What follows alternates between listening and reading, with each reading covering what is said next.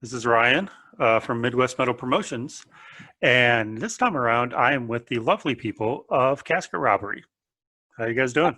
Oh, So before we jump in, just going down the very short line of you two, who are you and what do you do in the band? I am Megan and I am the vocalist. And I'm Corey, and I play guitar. Awesome. And who are we missing? We are missing Ryan, or Brian, sorry, bass, and It is Ryan. Troy, guitar. Cool, very cool. Now, before we get too deep into it, I do this thing called first. So, first of those being, what was the first album you purchased with your own money? Oh God. Oh. That is a good one. I'm Man, so trying to think. I can remember the first CD that I bought. I think I started buying tapes before that, though. But I did Well, too. well, the first music Yeah. thing yeah, you purchased with your own money. So not something somebody gave you, but inherited, but something you went out and purchased with your own money. yeah. So that would probably be like CD era. I think all the tapes and stuff my mom was buying me, and I think same. yeah, CDs. I think I really started really getting into music and buying it myself along the time got into Megadeth. So I'm pretty sure it was like a Megadeth CD, but I can't remember specifically. Um, I think there was like a greatest hits album they put out that I grabbed. I'm trying to think. I don't think I bought this tape for myself. I think it was a birthday. I remember the first tape I got was Ace of Base. Nice. That is distinctly set in my mind. My God. I think the first CD that my family ever bought when we switched over to CDs was Leonard Skinner. That was cool. Yeah. We had a lot of Megadeth and Metallica, lots of Ozzy. Yeah. Very cool. Very cool. Yeah, mine was Motley Crue's Theater of Pain. So Nice. no judgment on anybody's part. Nice. And then what was the first concert you attended? Mine was AC/DC. My dad took me when I was in like middle school, and that was amazing. I had seen like kind of local concerts before that, but that was like kind of my first big band that I saw. Mine was the Backstreet Boys. I was very little, and my dad took me and my sister. That was the first one. Again, no judgment at all. Right, like We're all good. Okay, so now let's get into the meat and potatoes. What is the story of Casket Robbery? How did we come to be? Let's see. We started around 2011, 2012, and it actually kind of started as just a recording online thing.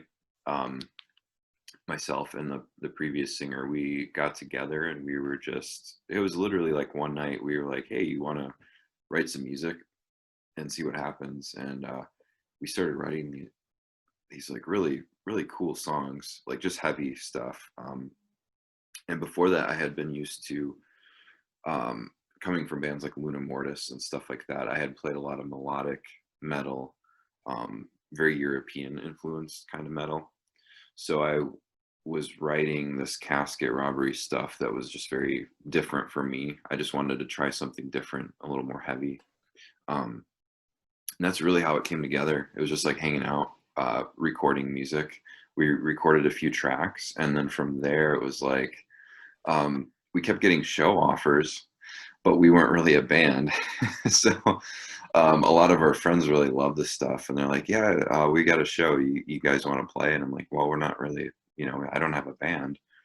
And finally we just caved after multiple show offers, and our first show we took was actually opening for Jungle Rot.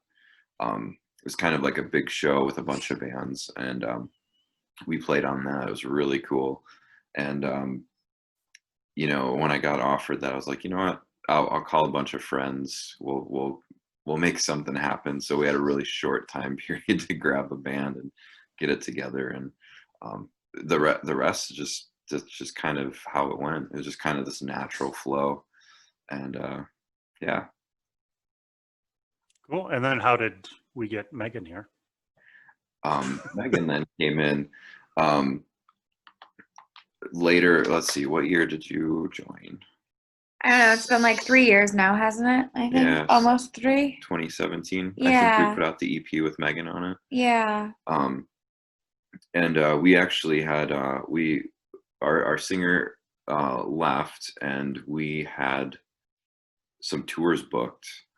So it was like just kind of one of those things. Another natural thing. It was like I knew Megan was a great vocalist, and I just asked her if she wanted to fill in for this tour, and she said yeah. And so we started going that, doing the rehearsals and stuff, and it was going really well. And then we decided, like, you know, we should probably have, like, if we're gonna make this official and have you, you know, be the vocalist, we should probably get something out with your voice on it for these tours coming up. So we like got into the studio really quick and recorded the Ascension, the 3-track EP, and that's how that came about. It was just kind of one of those things. Was like we just really wanted to get Megan on something, and we went for it and tracked that really quick before that tour, and yeah. And there you go. Very cool. Okay, let's go back for a second. Let's talk influences, either band influences or personal influences, or, you know, growing up, what did you guys, you know, kind of were drawn to, and you know, that kind of stuff? I think musically, I've always been a very musical person, always doing vocals and stuff since I can remember. Very much influenced by a lot of the like classic rock and old school metal and things like that. As I got older, I think it's progressively gotten heavier and heavier, and that's kind of shown through my vocals. But as a band, I think more so than being influenced by anything musically, we take a lot of influence from horror and horror movies and stuff. And Corey writes like he puts his head in like what it would be like being in like a horror movie, and like that's just kind of his process and stuff. I kind of try to follow it with all of the lyrics and things like that, and I'd say like horror is a really huge influence for all of us in the band, really. Yeah, that's like she said, that's kind of the big one for me. And with Casket, it's always been more of trying to capture like a feeling or a vibe, even more so than like playing riffs. You know, like I'll write like a ton of really cool technical riffs. And like I said, if anybody followed me in the early days, I came from like a lot of melodic shred kind of stuff, like that kind of guitar playing. But Casket is more trying to capture a feel. So a lot of times those crazy riffs sometimes get scrapped for something that's a little more like that kind of has a feeling to it. And yeah, I kind of use like horror movies and creepy content for inspiration. A lot of times I'll take her lyrics, like we'll kind of piece together stuff, and when she gets an idea for a song, like a kind of like a vibe for a song, I'll read through her lyrics and kind of write with that in mind. But yeah, for music influences, I come from big like thrash metal background. Like I said, Megadeth was kind of like the first band that really like opened a ton of doors for me. I was like from there, it was like I just kept trying to get into heavier and heavier music. Megadeth, I think Children of Bodom was another big one that kind of really changed the way I thought about music and stuff. Those are two really big influences of mine. Cool. Very cool. Yeah. Yeah, I did notice compared to other death metal band, I really hate genres, but if you have to qualify yourself, your stuff is a lot more emotional almost. It's very like almost like primal, and yeah, it's very cool. And we'll go into the horror fascination in a little bit. Um, so you guys have done some touring. Any really either really good or really disastrous tour or show stories? Oh my gosh, we have both. Yeah. We have so much. I mean, we've kind of had it all. We've had vans breaking down. We've had, God. The worst fan breakdown was let's see, probably like 2 or 3 in the morning in Iowa. We seem to have bad luck in Iowa all the time with vehicles. Vehicles, yeah. We had a breakdown there, and oh my gosh, that was a crazy night. It's a long story, but it wound up Megan and I stayed with the van and waited for a tow truck. But the other guys went back. They got a ride because we knew somebody there. They went back and got some sleep so they could actually be, so part of the band would actually have a little rest for the next day.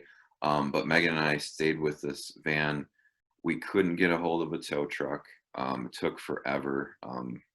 We had like AAA, but none of the tow truck companies wanted to deal with that.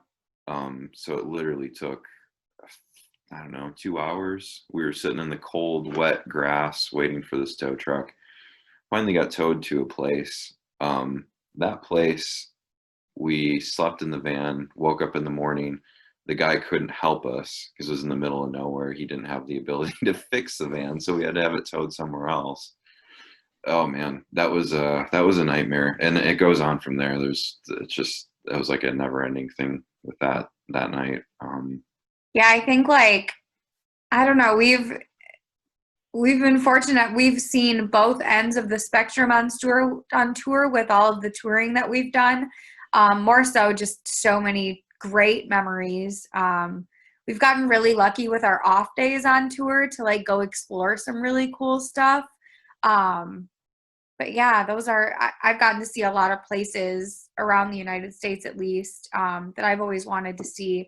I really want to spend some more time in them, but we really do make it a point, like, if we can fit in an hour or two somewhere, like on the last tour, someone really, really wanted to go to the beach in Florida and see the ocean. And so we did that for like 2 hours and hung out there. And it's fun to just take, like, if it's just even, I think in Salem in Massachusetts, we did like a half hour, and I wish we could be there for longer. But yeah, those are definitely my highlights from tours. Yeah, I think, let's see. I'm trying to think of some highlights for me. It's like a lot of the food stuff. Like Austin has a great. My favorite place to eat in the whole country is Casino El Camino, and they have this great, this huge burger, and then fries topped with like salsa verde sauce. It's just so good. But yeah, just a lot of stuff like that. It's really fun. Just the little things on tour make it really everything really good. Yeah, I unfortunately have not had the chance to. I think I've played shows in Minnesota and Wisconsin, and that's it. So I kind of envy bands that can actually get out there and I mean, now, everything's up in the air, but Yeah. like I was finally going to see you guys in Yeah. St. Cloud, and then that Yeah. show got postponed and then postponed again. So Yeah. hopefully spring of next year that show will happen. I sure hope so. Because I mean, really, really hope so. yeah, I mean, because obviously to see you guys, and then that whole lineup is just absolutely killer. Yeah. And then We were going to be on shows with so many awesome bands this year, and and plus it's at the red carpet, which is just an awesome room anyway. yes. So leading into that, what are some of your favorite either local, regional, national bands that you've played with that you want to play with again, that you know, some of your favorites? I love playing with Macabre. I'm like a huge Macabre fangirl. They know this. I really love Immortalis. Dylan, I think, is a really, really great vocalist. We love our friends in H1Z1 from Milwaukee. Madison area, we love Discunt. I was going to say Discunt. They are just our family. There's just so many to me. There's so many. We're really lucky. Like, I think the Midwest has a lot of just really, really awesome metal. And it's cool because I think every band that I just mentioned is a different like genre or stupid subgenre, whatever. So it spans this vast array of sound. And I think that's really, really cool because I find myself listening to things that I didn't know I liked and all of that. So yeah. Yeah, I mean, in all the interviews I've done, that's the one question that's the hardest for people because there's so many bands that they can't even forget people, and then they feel bad that they forget people. Yeah. And what I always say is, I mean, reflecting on what you said, it's like the Midwest, and not just metal. I mean, we have a great metal scene, but just across the board, the Midwest is so just saturated in great music right now and great bands, and it's just okay, question, because you guys are out of Madison? Madison, no. yeah. Okay. I don't know where these guys were out of, and they broke up like a couple years ago, and I was sad about it. Do you guys ever know a band called My Memory Remains? Yeah. Are they on your radar? I remember. I just remember the name. I remember them. Okay. Just asking because they're one of my favorites, and I only got to see them once, and I'm really sad that I only got to see them once before they. I think I might have played with them in my old band. It's possible. I think I probably did. I'll have to look into them again. Okay, that was just a personal side note for me. Yeah. So the other thing I've noticed about you guys, and I mean, all bands love their fans, obviously, but you guys seem to have like a whole nother level relationship and love and respect for your fans, which I have not seen. Absolutely. So where does that come from? Like is it just, I think one, I think it's really important, but two, after that first tour that we did, I love talking to people. I love building relationships with everyone. I love hearing what they think, getting their input. We are so lucky in the fan base that we have because I think it's been reciprocated and they want to build these relationships just as much as we do. And I don't know, we've met some really amazing people. And at this point it's like more family than fans or whatever. But I think we're all of the mind that this industry is constantly changing. And the one thing that's consistent are people love music. And if you're not going to put in any effort into building your fan base, into getting to know your fan base, into forging all of those relationships, then, I mean, I don't want to say like your band's going to die off, but I mean, it's going to be a lot harder. You're not going to, so our big thing is a very real just relationship forged with all of these people. And I don't know, I love getting to know everyone. That's my favorite part. I just love hearing feedback. I love hearing, getting to share all of this with everyone else. Yeah, that's kind of the big thing. Is just a lot of people have shown us so much love and support. We've just always wanted to give that back to people, and really the truth is, like, we can't do it without friends and fans. Especially nowadays, it's tougher and tougher to do this, and especially like high level bands that it's hard to keep I guess keep things at that high level without, without if you're a jerk, you're not you're not gonna have any support.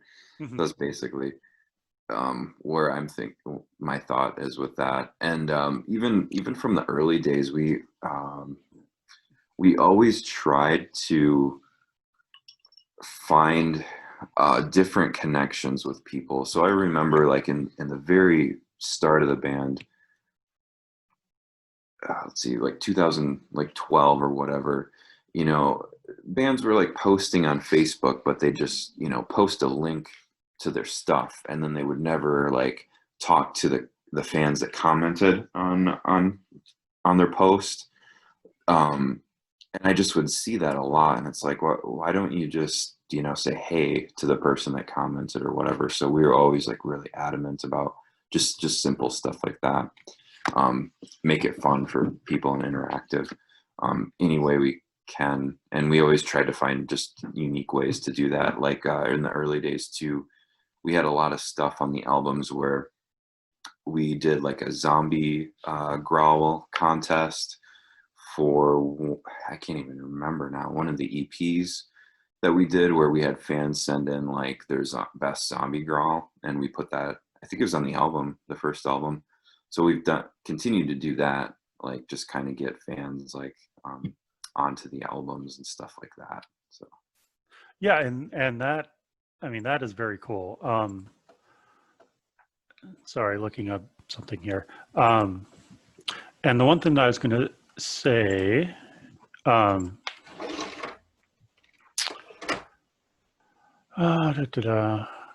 sorry, not more prepared, is on the expanded version of the Ascension. I mean, you do commentary tracks, which is something I've never heard a band do before, and that is so awesome. Because I am such a junkie for like documentaries and behind the scenes footage and stuff like that. So yeah. I was like, this is the coolest thing a band has ever done. This is awesome. It was fun. Oh, I bet. Yeah. I got to give full credit to Curtis Duar.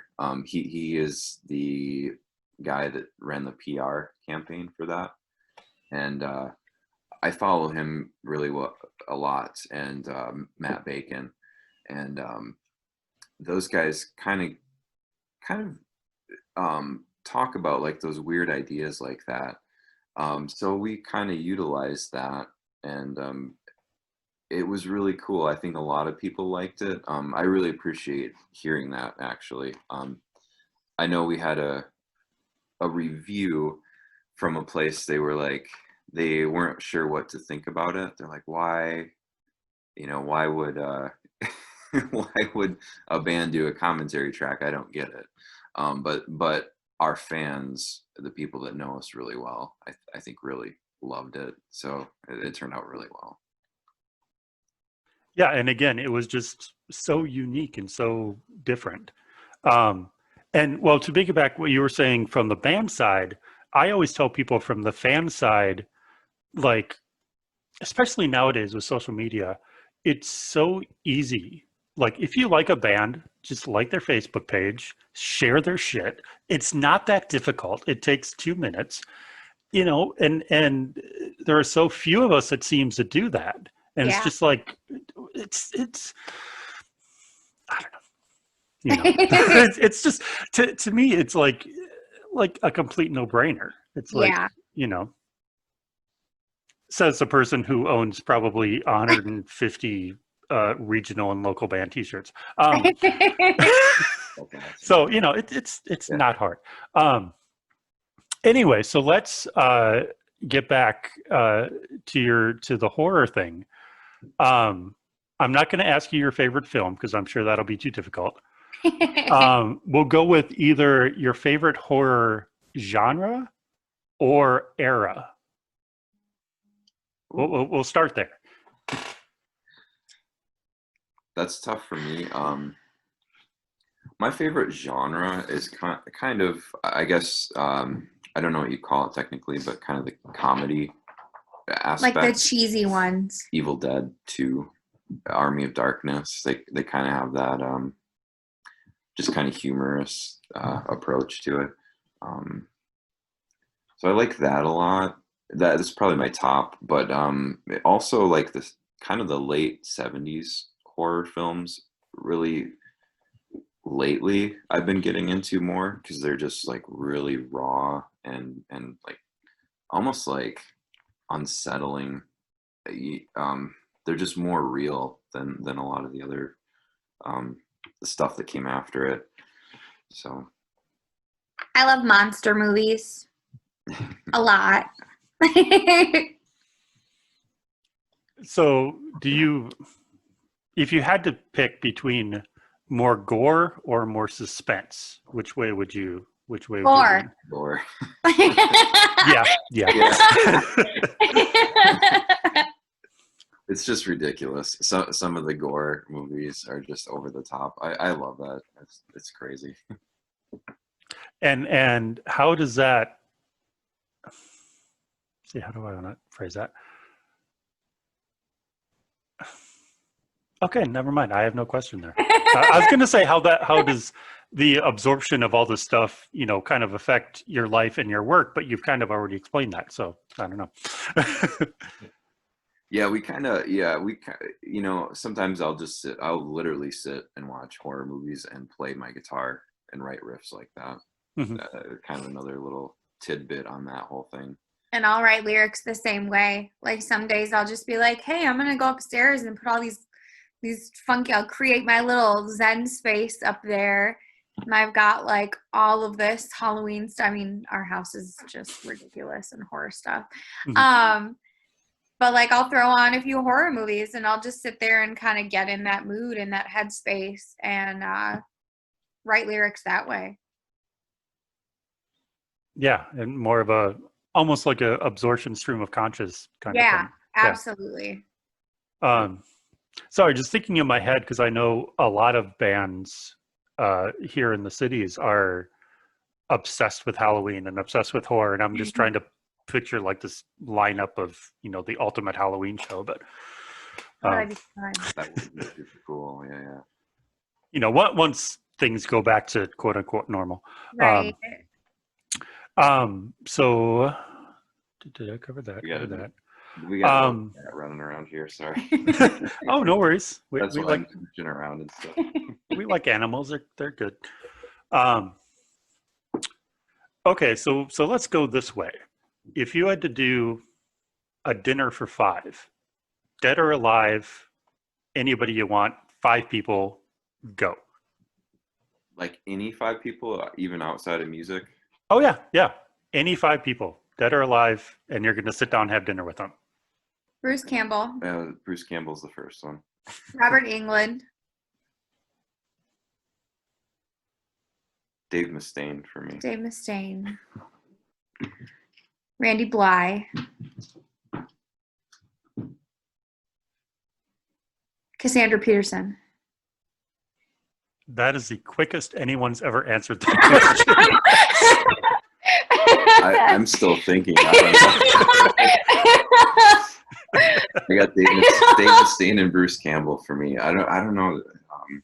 I don't know who else. Like Cassandra Peterson? What? Okay. Well, yeah. We're gonna fight. Yeah, like I was talking to who's I talking to? Fix a Glitch, and one of them brought up like Mark Twain, and I'm like, that'd be interesting. Yeah. I think they had Mark Twain and John Lennon sitting at the same table, and I'm like, that's interesting. Yeah. Well, that was supposed to eat up more time and didn't. Favorite city that you visited and would love to go back to? Austin. Outside of Austin or Salem? Really weird, but well, outside New Orleans, we've been there a couple times, and we've been there outside of band stuff too, and adore it. Burlington, Vermont. That was a cool place. I know that is the weirdest answer you're gonna get, but we played a show there on the Versus Evil Dead tour. and I think it was a weeknight show, and this tiny, like, not really tiny, but it's a little college town. And there was a line like down the block, like wrapped around. These people are like waiting to get in. These people came in knowing things about like, it blew my mind. It was at a really, really awesome venue, except for like it was on the second story, so we had to lug all of our gear upstairs, and that sucked. Mm-hmm. But that show was so awesome, and the city is beautiful. Totally. It's along Lake Champlain, something like that. Yep. There's like a sea monster there that they're known for. So we went looking for that. But yeah, it was just really beautiful. They have a lot of really good breweries there that we visited too. Yeah. Um, I think it takes a while to get there, so not a lot of metal shows come. So when that does happen, a lot of people come out to them. So they appreciate it a lot, which is very cool for us. I think I like the West. I like the desert stuff. Just anywhere out west. Minus I like California, but I'm not a super fan of California. But like Nevada, Arizona, that kind of stuff. I'm really into those states. Yeah, very cool. Very cool. Yeah, again, I haven't been that many places, so though Portland, Oregon is pretty cool. Yeah. we really want to get out there too. Yeah. Well, we were supposed to, but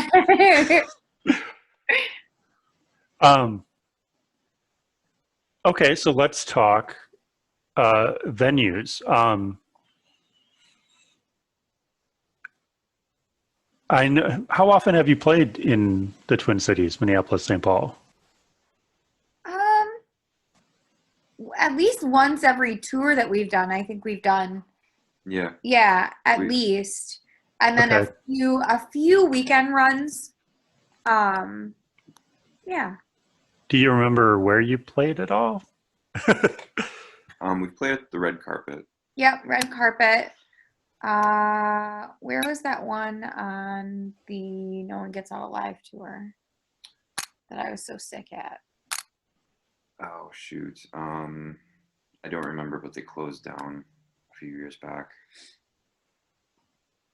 I'm really bad at the names. I remember There's so many now. the ones Oh, I yeah. remember, like Station 4, but that was my old band. We played Station 4 a lot. Mhm. That was a really rad venue. But yeah, that's like the big one that I remember. Girl. Casket never got to play there though. Yeah, I never got to play there either. I think I saw maybe 2 shows there, but it was a nice room. Yeah, totally. Yeah. Yeah. I'm trying. Okay. What other venues can you think of? Because if I remember, if you say the name, I'll remember it. Well, I'm just trying to think because in the last couple of years, the Triple Rock is closed. Okay.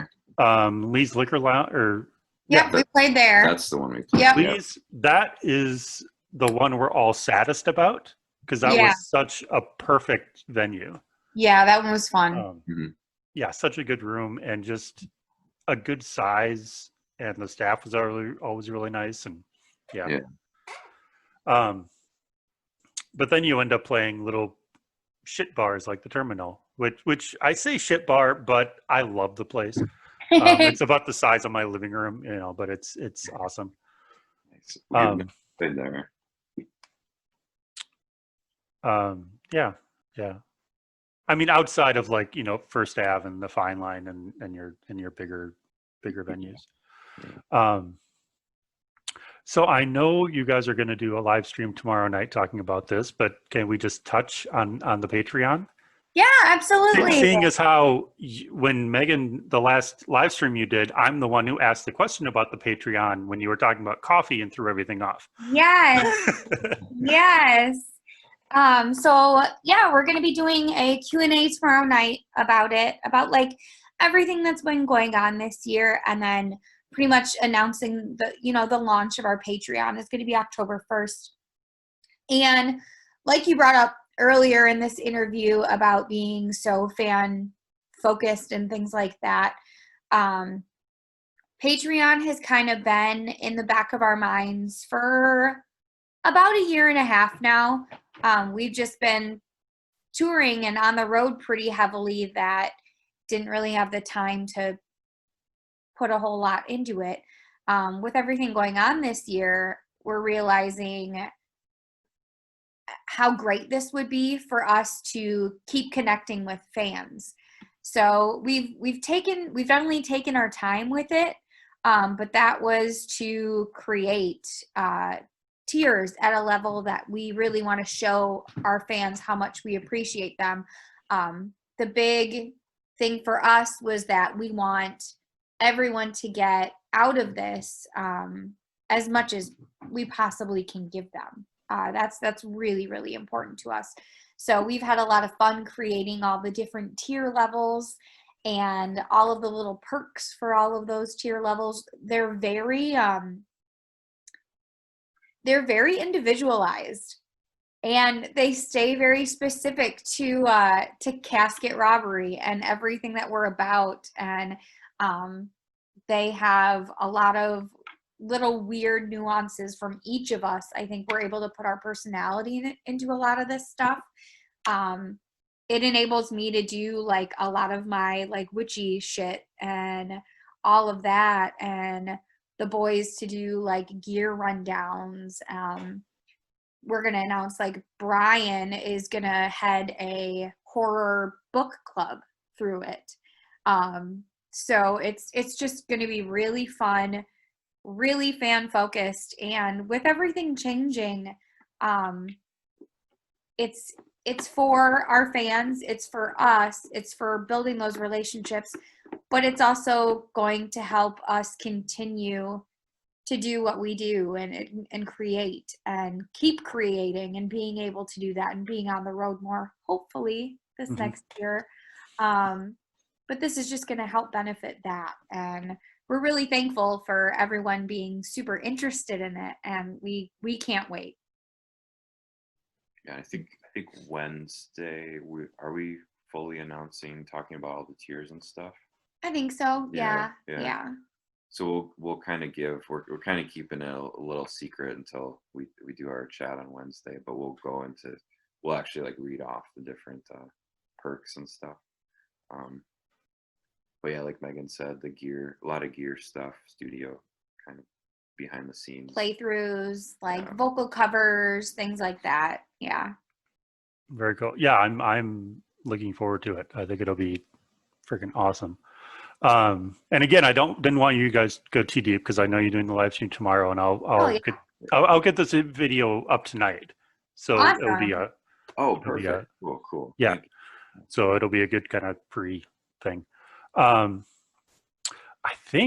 mean, if there's anything else you guys want to touch on, or I think we've pretty much covered everything we can. We covered a lot of ground. That was cool. Yeah. Just the Patreon launches October 1st. That's Thursday, and we'll be doing the live Q&A on Facebook and I think Instagram, right? We doing both? I think so. We'll be doing a live feed on those at 6:30 on tomorrow night on Wednesday.